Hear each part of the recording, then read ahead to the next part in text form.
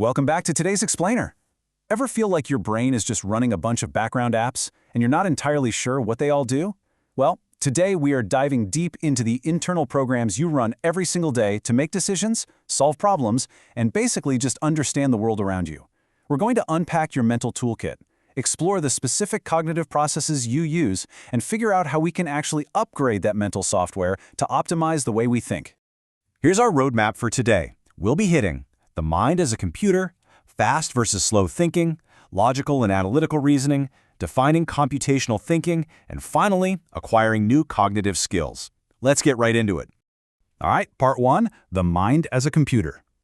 We're kicking things off with a massive, paradigm-shifting idea from philosophy and cognitive science. The computational theory of mind introduces a pretty profound premise. Our brains aren't just like computers metaphorically, they literally process information in a computational way. Just as a machine manipulates symbols based on strict rules, our cognitive processes grab inputs from our environment, process them through internal states, and pump out an output. And that output, that could be a thought, a sudden decision, or a physical action. Think about what this actually means. It's a total game changer. This theory allows us to completely abstract away the physical, biological hardware of the brain. You know, the squishy stuff. Instead, we get to focus entirely on the software. It means we can study the internal rules that dictate how inputs become outputs. Because the structural flow of information stays the same whether that computation is happening on silicon chips or your biological neural networks, understanding this algorithmic flow actually empowers us to intervene in our own cognition.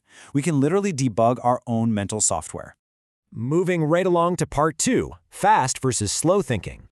To really grasp why understanding your mental software matters in the real world, let's look at a seriously high-stakes environment. Think about fields like child protection. Social workers there are under immense pressure to make critical, life-altering decisions rapidly. If they rely on the wrong mental software in that moment, the results can be persistent, incredibly dangerous biases. So how do they avoid this? Well, they do it by actively and intentionally switching the cognitive system they're using to process the problem. You're probably familiar with Kahneman's System 1 and System 2. Now, System 1, that intuitive reasoning, is super fast and automatic. It's absolutely crucial for immediate survival and everyday routine tasks. But in high-pressure professional scenarios, you have to intentionally override it. Relying solely on fast thinking in complex situations makes us incredibly vulnerable to our innate biases. Professionals literally have to force their cognitive processes into analytic reasoning, or System 2. This ensures a slow, conscious, step-by-step evaluation of the evidence. Yes, it takes way more effort, but it's the only way to guarantee logically defensible decisions. Which brings us to part 3, logical and analytical reasoning. Let's open up that mental toolkit. We throw the terms analytical and logical around all the time like they mean the exact same thing, but they actually serve completely different functions. Think of analytical thinking as taking a puzzle apart. You're breaking complex structures down into their smaller components so you can recognize underlying patterns and look at things from multiple perspectives. Logical thinking, on the other hand, is like stacking blocks. You're using step-by-step deductive reasoning based on solid evidence to guarantee a reliable conclusion. So, analytical thinking broadens your possibilities, while logical thinking distills the unshakable truth. And when we actually apply this logical reasoning out in the wild, our minds naturally progress through a 3-stage dance. First, phenomenon orientation. This is where you activate your long-term memory just to recognize and define the variables you're even looking at. Second is inferential abstraction. This is where you analyze the relationships and the rules connecting those variables. And finally, inferential affirmation, locking in that valid conclusion. It's a highly active, totally sequential cognitive process working right there in your head. All right, part 4, defining computational thinking.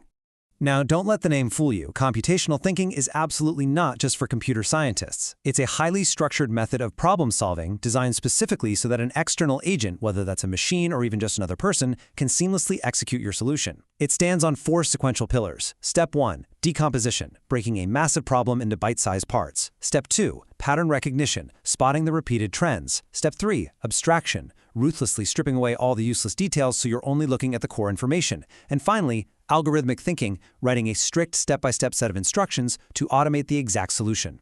And here is where it gets really interesting. This clarifies exactly how computational thinking fits into our broader logic toolkit. Broadly speaking, logical thinking just wants to reach a rational, sound conclusion based on facts.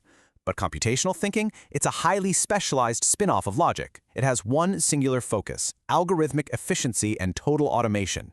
If logical thinking tells you what the correct answer is, computational thinking gives you the exact, foolproof formula to have a machine do the work and get that answer for you every single time.